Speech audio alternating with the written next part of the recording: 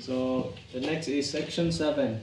The Dangerous Drugs Board is hereby empowered to issue rules and regulations to carry out the purposes of this decree, including the treatment and rehabilitation of dependents on volatile substances and their confinement in rehabilitation or commercial products containing one or more of the chemical compounds mentioned in Section 1 hereof, and the publication, whenever the need arises, in a newspaper of general circulation, a list of the mentioned industrial or commercial products, the sale of which is restricted or prohibited under the preceding sections.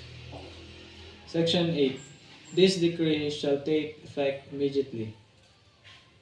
So let's proceed to the number 4. Republic Act number 6425. Classification of prohibited includes opium and its active components and derivatives such as heroin and morphine, coca leaf, and derivatives, principally cocaine, alpha and beta, cocaine, hallucinogenic drugs such as mescaline, lysergic, diethylamide, and other substances producing similar effects.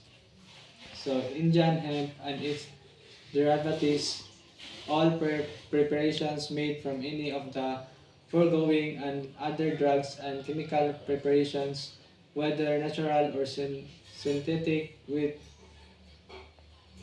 psychophysiological effects of a narcotic or a hallucinogenic drug, or amended by BP 179 dated March 2, 1982. Regulated, which includes self-inducing sedatives such as secobarbital, phenobarbital, pentobarbital, barbital, amobarbital, and any other drug which contains a salt or derivative of a salt of barbituric acid and salt isomer or salt of an isomer of amphetamine such as benzedrine or dexedrine, or any other which produces say physiological action similar to amphetamine, and hypnotic drugs such as metaqualone, nitrazepam, or any other compound producing similar physiological effects as amended by PD number 1683 dated March 14, 1980. Dangerous drugs are a substance affecting the central nervous system which, when taken into the human body, brings about the physical, emotional, or behavior changes in a person taking it. A substance which, when taken into the human body, alters mood, perception, feelings, and behaviors. So let's proceed to the Republic Act number 6425, dated on April 4, 1972, the Dangerous Drugs Act 1972. Section 1, short title, this act shall be known and cited as the Dangerous Drugs Act of 1972. So Article 1, definition of terms. Section 2, definitions as used in this act. The term administer.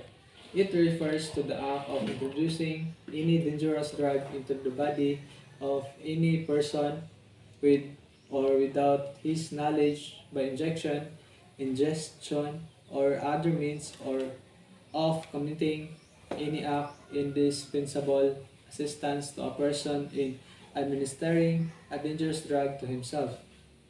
B. Board. It refers to the Dangerous Drugs Board created under Section 35, Article 8 of this Act. Centers. It refers to any of the treatment and rehabilitation centers for drug dependence referred to in Section 34, Article 7 of this Act. Cultivate or culture means the act of knowingly planting, growing, raising, or permitting the planting, growing, or raising of any plant which is the source of a prohibited drug.